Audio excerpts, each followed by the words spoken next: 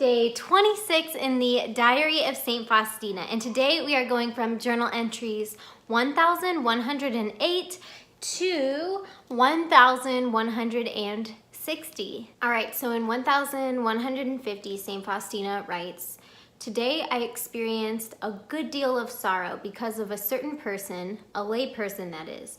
On the basis of one true thing, she said many things which were fictitious.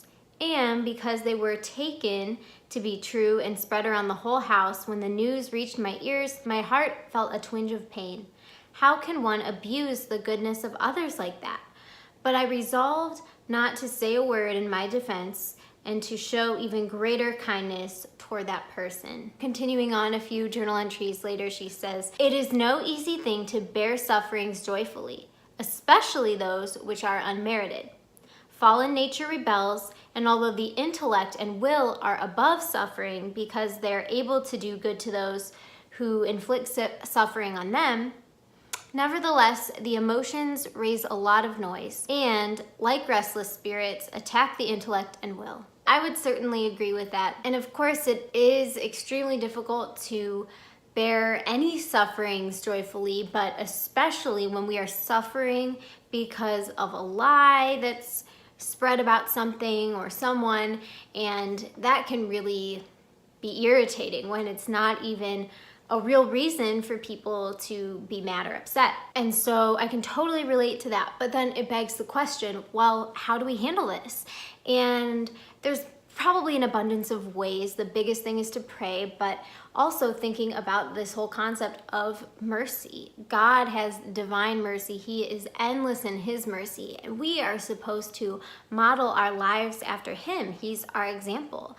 And so we need to be merciful. And so then later on in this section, she was actually talking about mercy in a little greater detail. I think she talked about this earlier on in here, just kind of the ways that we can be merciful to people. So St. Faustina basically goes on to say how everybody needs to be in this group of people who are merciful. And so then she goes on to say, "A member of this group ought to perform at least one act of mercy a day, at least one. But there can be many more, for such deeds can easily be carried out by anyone, even the very poorest.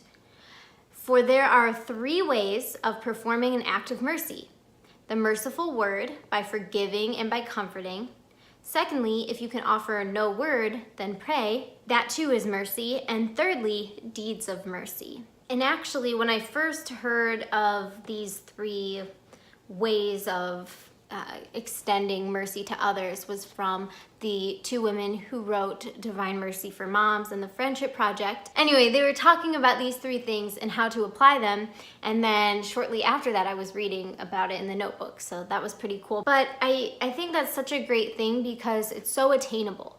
Do one act of mercy every day, just one.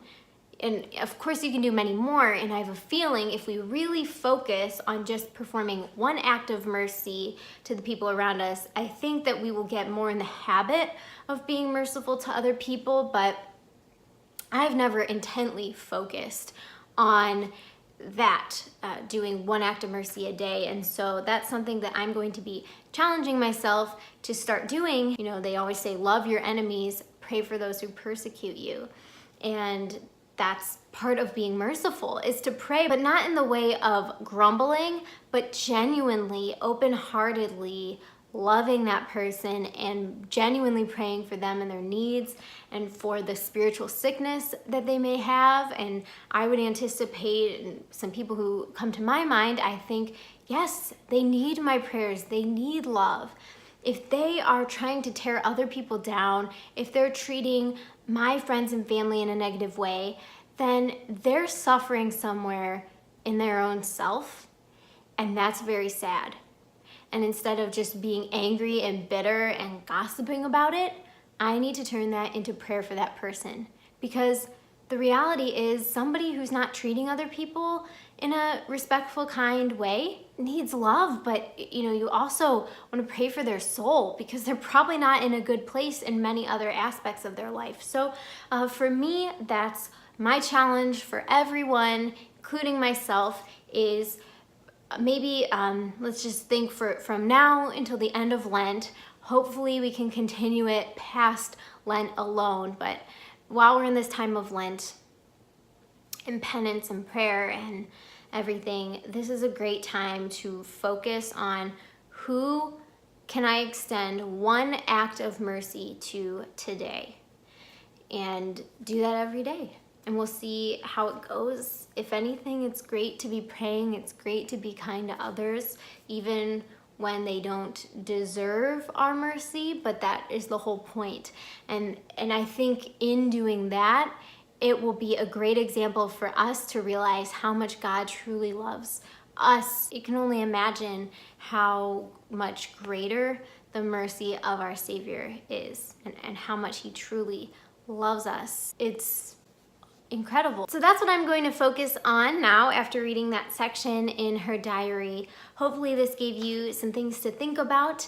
And if you have any examples of times where you've shown mercy to others, or somebody has shown mercy to you recently, that may be a cool story for us, I would love to hear it in the comments, because I don't think mercy and giving mercy to people is talked about very often, at least in my circle of people that I talk to. So I'd love to hear any stories that you have about that. Thank you so much for watching. If you are not a subscriber already, I would love for you to be one. So subscribe if you'd like, and I will see you in the next video. Bye everyone.